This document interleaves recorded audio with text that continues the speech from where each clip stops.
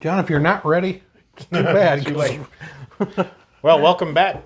This is Two Beards in a Bible. I'm John Swano. I'm Dave Tenney. And thank you for joining in with us. We hope that you will find this to be helpful.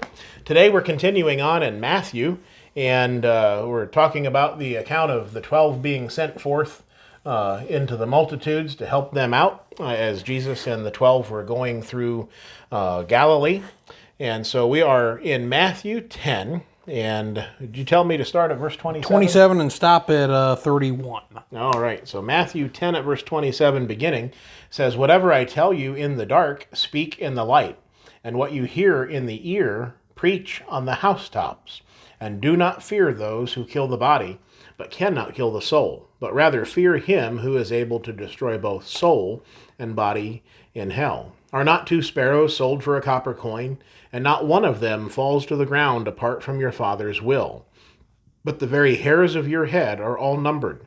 Do not fear, therefore, you are of more value than many sparrows." Okay, so he tells this is still more instructions he's giving the apostles. And he tells them basically, the things that he's telling them in private, these are the things I want you to proclaim.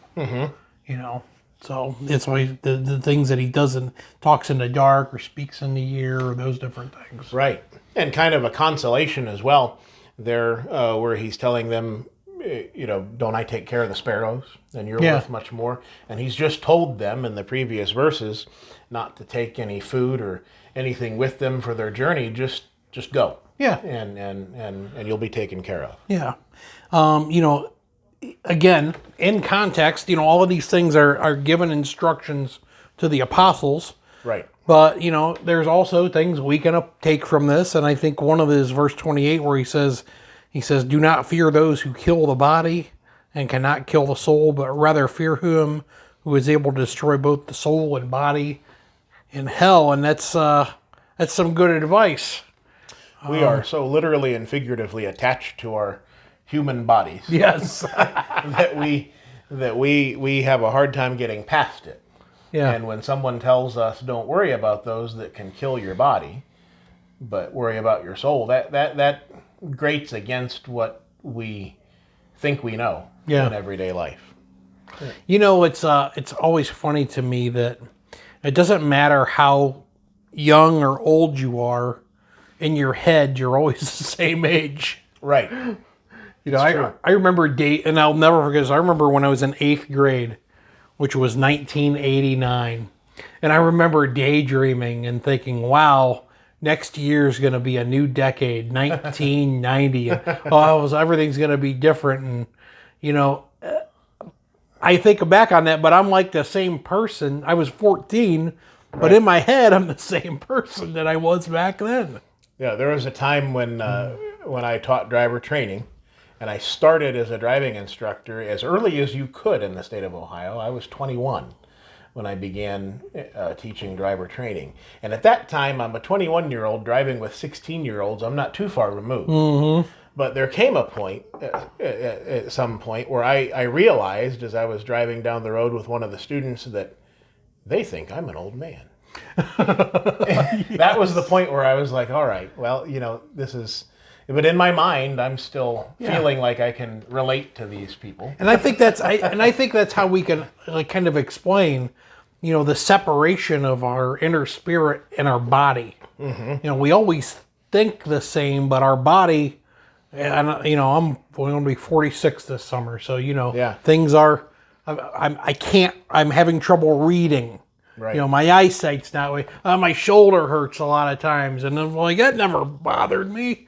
Reminds me of the hymn that we sing, "No Tears in Heaven." Yes. And our soul separated from this body, all those things that when we wake up in the morning and we stumble out of bed and things hurt. Yeah.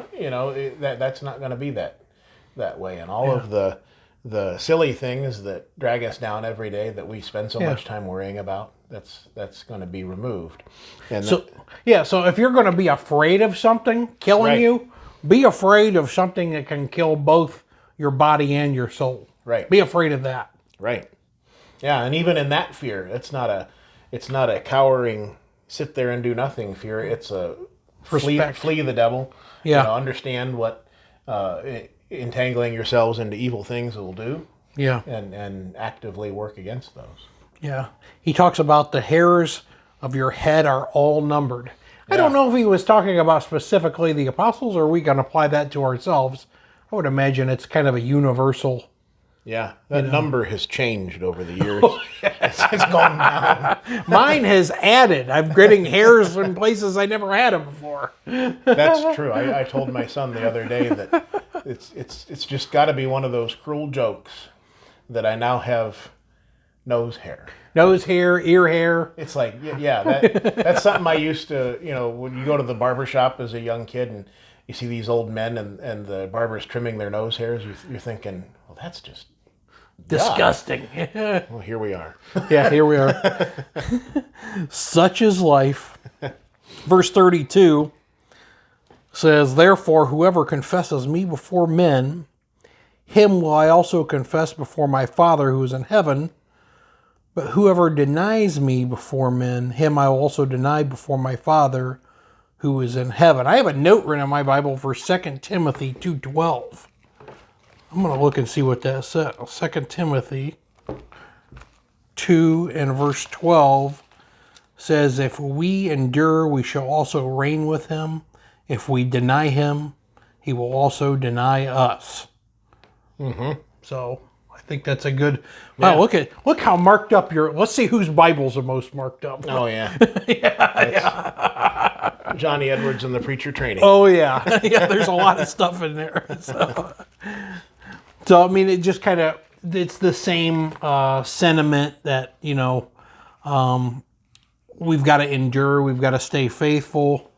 We've got that home in heaven if we can stay on the right path. Right. And if we don't, well, there's an alternative to that, which is not so nice. Right. And that goes to that. We speak of the confession of faith.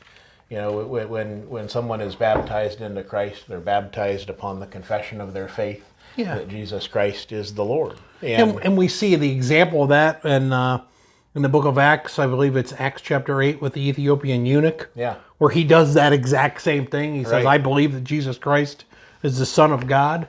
Yeah. Right. At that point, they went down into the water. Yeah. And came up out of the water. Yeah. So, I mean, it's kind of, what's interesting is you study the New Testament, even the entire Bible, you notice that there's themes. Mm-hmm. There's just these themes, and they follow on, and that's one of them. This idea of confessing Christ and being willing to do that openly. And how many, when you think of that, how does it apply to our lives? As we, if you claim to be a Christian, if you are in your mind a Christian, then as you go through your life, are there times where you're afraid to tell people that? That happens to everybody. It does. It does. It's a real thing. Right. It happens to every person. And it's something we should fight against, and it's something we should prepare for. That the being an outcast amongst your friends, possibly. I don't know that I don't know that I've ever been made fun of for being a Christian. I know that it happens. In my life, I guess my friends growing up, I just don't remember that. Maybe it did happen, but we need to be prepared for that. Yeah, and I think as you get older, at least it should become easier. Mm-hmm. But I think as your faith grows, you get more bold. Right. I can, when I was first a Christian, I remember feeling some of these. I hate to say it, but it was almost like a shame. Right. I didn't want to tell people. Right. But as I grew as a Christian, I became more bold. Right. And I was way less afraid to just speak my mind, and I didn't care if I was an outcast. Right. And part of that comes with age, but that's also a sign that faith is growing. Yeah. Yep. And the more sure you are in your faith, the less you care what people think. Yeah. You care what God thinks. Yeah. And that's that's another thing is growing up. I remember not in years past, praying that I would be more bold, that I Yeah. wouldn't, succumb to those feelings of wanting to hide. Yeah. Oh, yeah. And lo and behold, I think I'm a lot more bold than I used to be. Yeah. And that's a blessing. And we need to carry on with that. We need to Yeah. be those that are not afraid to confess Christ before men. Yeah. I mean, there's so many things that, as, sometimes we have these different fears. I know of a man who's really afraid, and the same man, who's really afraid to speak, in front of an assembly. And that's a real thing. It is.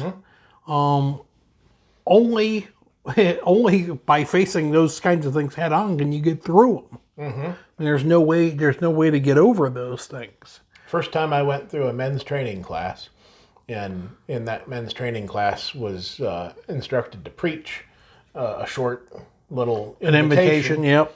And the first time I got up in front of 200 people that loved me and that wanted me to succeed, that were my brothers and sisters in Christ, first time I ever experienced my knees getting weak. Yeah. And I was like, what's going on here? Oh, yeah. This is real. and yes, last night I was up in front of that same group of people, and it didn't scare me at all. Not a bit. In time, and when you exercise towards those things, and when you become more comfortable in your faith, you like we realize the importance. At our congregation, we do a rotation with invitations on Wednesday night, and I never prepare one. Ever.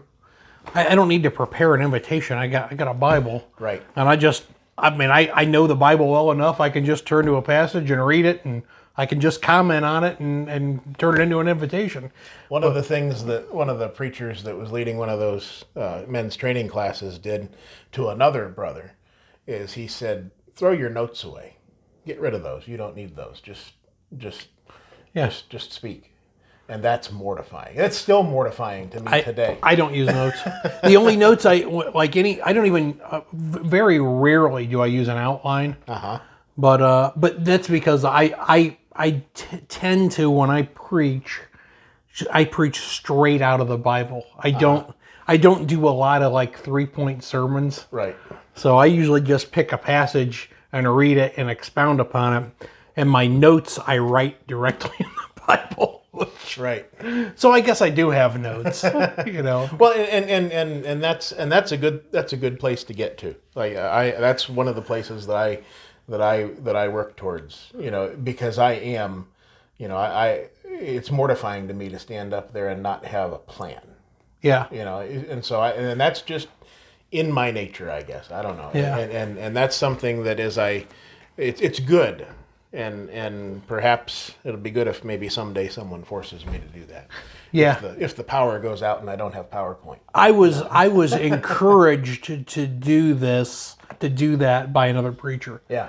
And I did it once and I made it through and I was like, okay, that wasn't so bad. Yeah. And then afterwards I was like, okay, I think I can do this.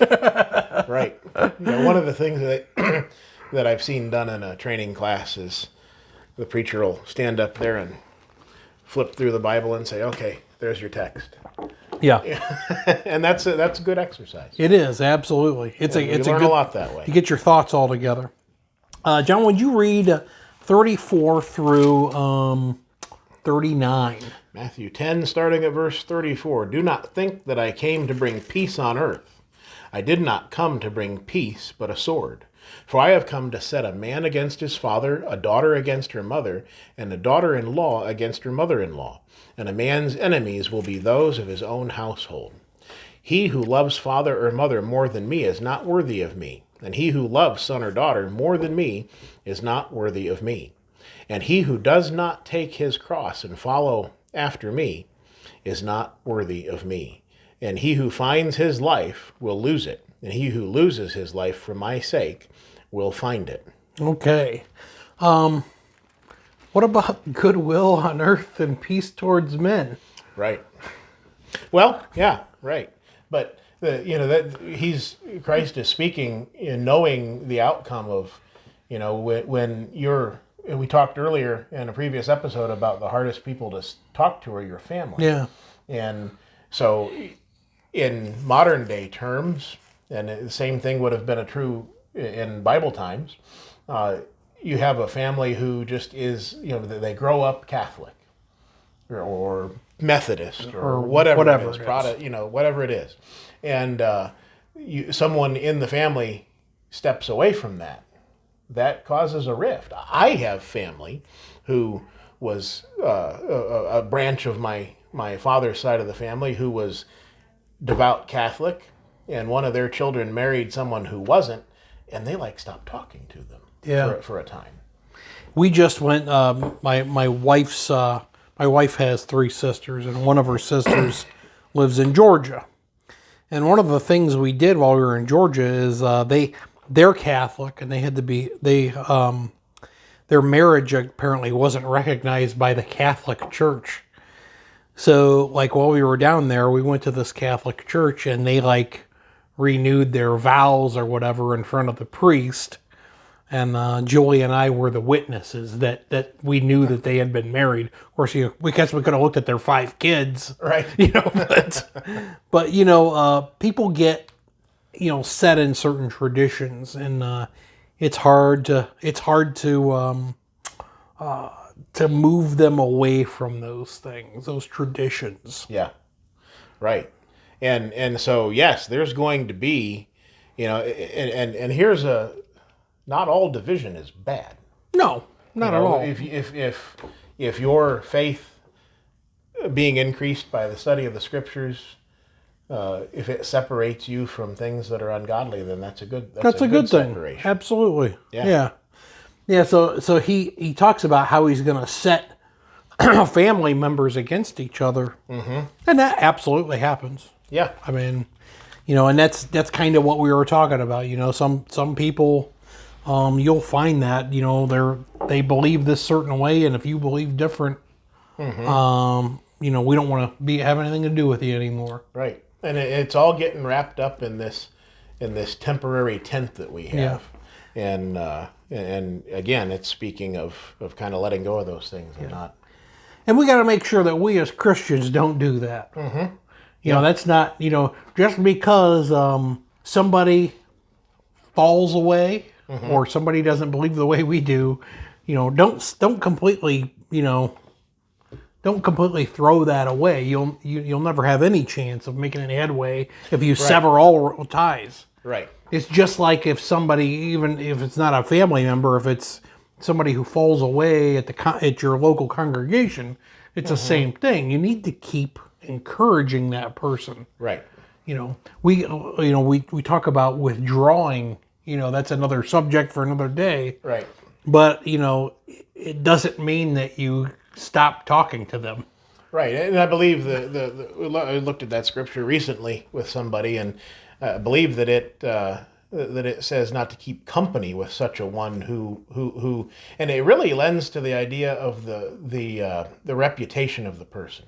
This is a person who was a drunkard, a reviler, I forget what some of the other words were that were used to describe them, but it says not to even eat with such a one. But it's speaking of someone who has that reputation. Yeah. It's really, and we have to be careful not to read more into what the scriptures are saying than is actually there. Yeah. And so some will take that to say, okay, if someone falls away, then we just have absolutely nothing to do with them. We can't even do nothing with them. But like you said, how are we supposed to get them back? What you end up doing is you end up pushing the person further away. Right. You're not helping the situation, you're making it worse. You don't act like nothing's happened. Right, exactly. And when you do come into contact with them, you don't have to cross to the other side of the street and say, get away from me. Yeah. But you bring up the subject. You don't act as though everything is okay. You say, I'm concerned for you.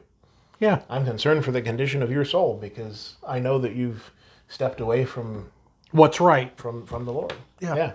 Yeah, absolutely. He talks about taking your cross and following. I don't have a cross. You don't have one around your neck? No, I don't. Me either. I don't even own one. Right. You know, some people, I mean, that's a big symbolic thing in a lot of religions. Right. You know, and I don't want to harp on people, but I mean, you know, you got to make sure that you don't turn things into an idol. Right.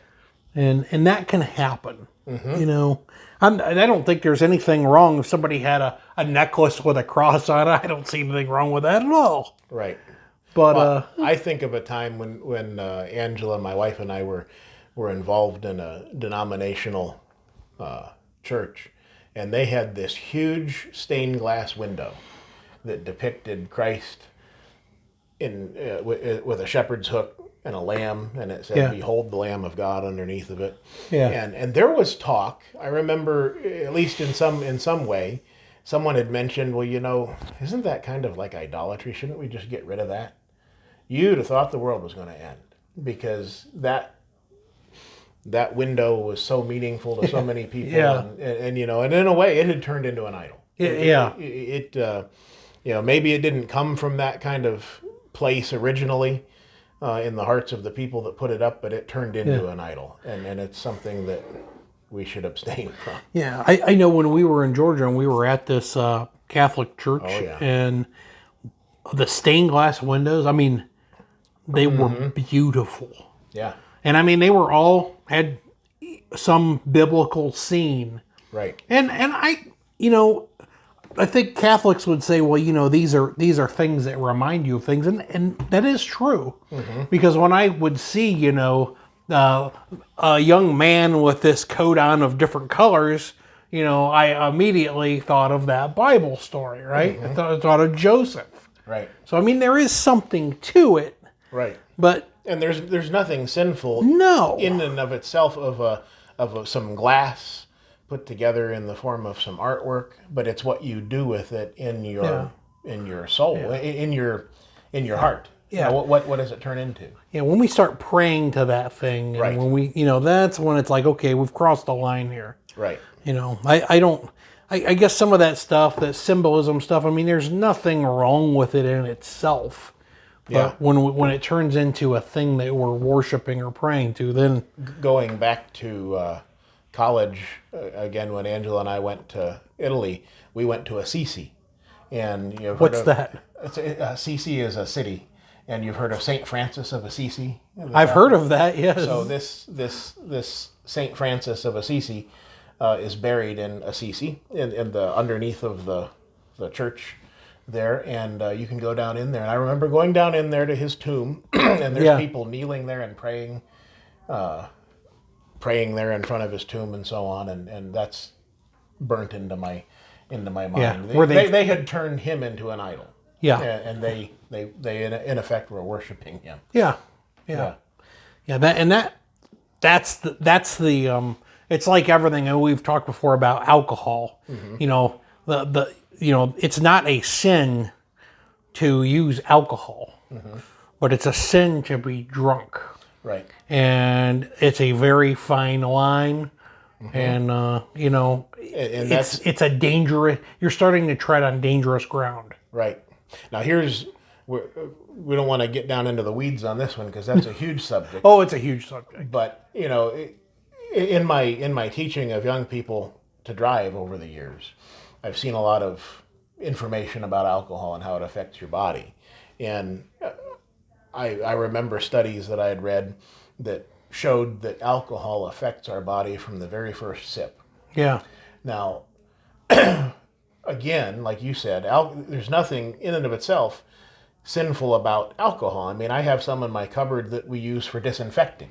You know, the isopropyl alcohol. I got some Vicks 44D, and when I'm not feeling good, there you go. Boy, that stuff will knock you right out. And so, you know, and what did Paul? Was it Paul told Timothy to take? A little wine for your stomach's sake? Yeah. Right. Yeah. And so there can be.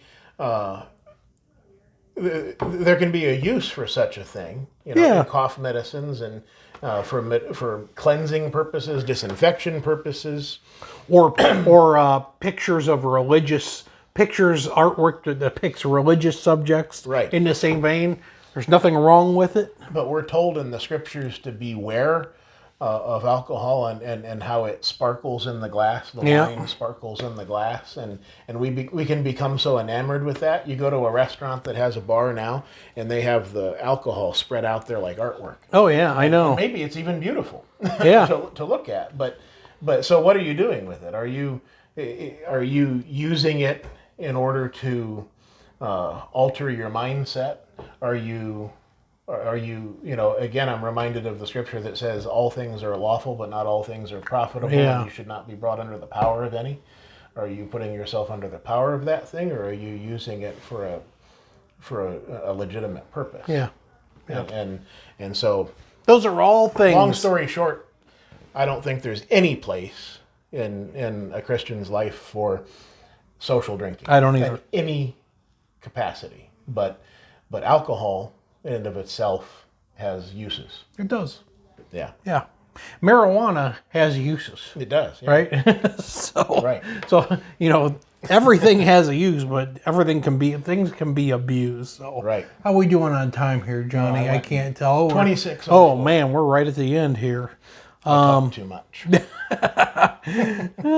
So he says, he who does not take his cross and follow after me is not worthy of me. And I think we had mentioned that before we went down that rabbit hole. Mm-hmm. But the cross. What is he talking about with the cross? What Burdens. the burden or the responsibility of following as God would have us to do. You think about Christ. I mean, Christ carried that cross in obedience. To follow to following God's will. Right. And we may have a burden, as you said, or some other thing in our life that can become our cross. Right. And when you think of Christ taking up his cross, he was made to carry his cross up to Golgotha. Yeah. And remind me who was thrown in there to take up when he fell down. Joseph of Arimathea, or was that's who the My two? memory is just not bringing that to my mind. Oh, But anyway, yeah. So I think of that. I think of that burden, and in a way, it's symbolic of the sins of the world. Yeah. And so no matter how hard it might be for us to take up those things that are dragging us down and follow Christ, so that burden can be lifted. Simon of Cyrene. There you go.